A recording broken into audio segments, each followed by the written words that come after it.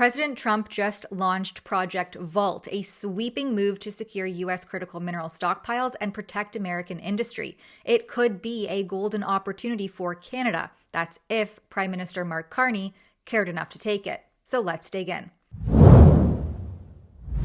On February 2nd, U.S. President Trump unveiled Project Vault, a strategic stockpiling initiative designed to insulate U.S. businesses from supply shocks and geopolitical risk. For years, American businesses have risked running out of critical minerals during market disruptions.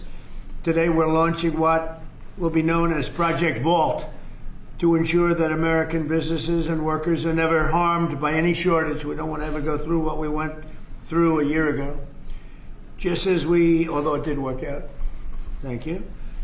Just as we have long had a strategic petroleum reserve and a stockpile of critical minerals for national defense, we're now creating this reserve for American industry so we don't have any problems. This historic initiative will combine $10 billion in export-import bank financing with $2 billion in private sector financing, and we even expect the American taxpayer to make a profit from the interest on the loan used to start the Project Vault. It's an amazing thing. They've been talking about it for years. Other presidents did a lot of talking, but they didn't do anything.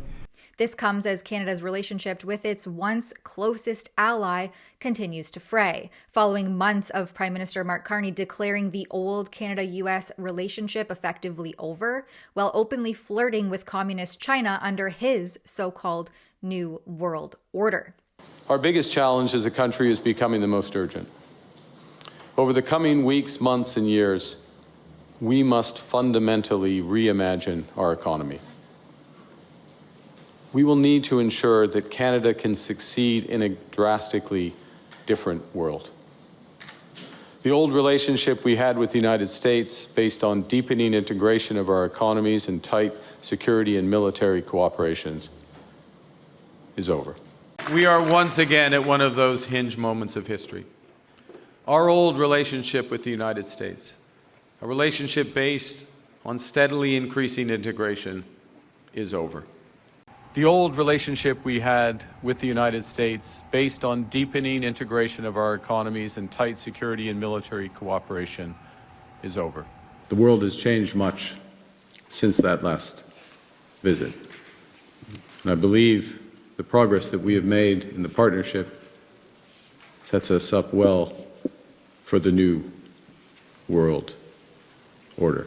But then came the inevitable backtrack. After tough talk and grandstanding with his elbows up and then down, leaving us with some sort of weird quasi-chicken dance, Carney quietly walked those comments back in a call with Trump, tail tucked firmly between his legs. As retired Lieutenant Colonel David Redman, one of the most credentialed defense analysts in North America, bluntly warned on a recent policy panel, China is not a partner. It's an adversary. 2 points. First of all, China is our enemy. Can't say it any more clear. They've directly attacked our citizens. They've directly attacked our elections. They have directly attacked our economy. And they have directly attacked all of the elements that make up a democratic country over and over and over again, directly to Canada and to all our allies and partners in the world.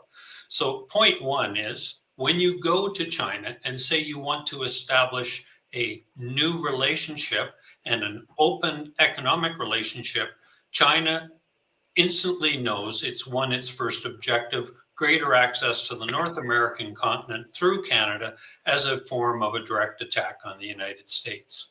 Number two, the entire Trans-Pacific Partnership was developed a decade ago in order to try and put a ring around China, or at least control China's intentions to expand in the Pacific.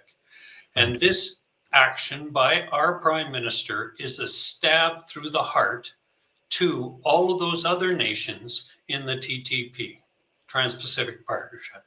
And so we've sent a very clear message to all the allies in the Pacific, but all our allies north and south in the NATO relationship and in everywhere, that we are once again a terribly unreliable partner.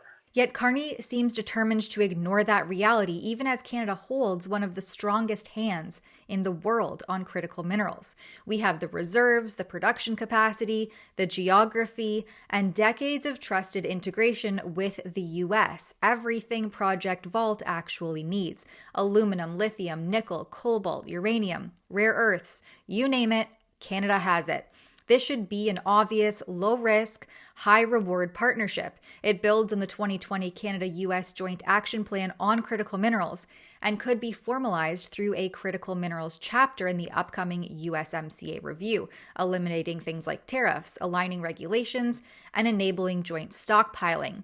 Instead, Canada's adrift thanks to weak leadership, political grandstanding, and a completely tone-deaf government more focused on psyops than results. Well, I think, as a government, for us, we look at everything, all the levers. I've talked to you about diversification. I've talked to you about real industrial policy on, we're coming up with things on auto, on the defense and industrial strategy. We're looking at a new AI strategy, etc.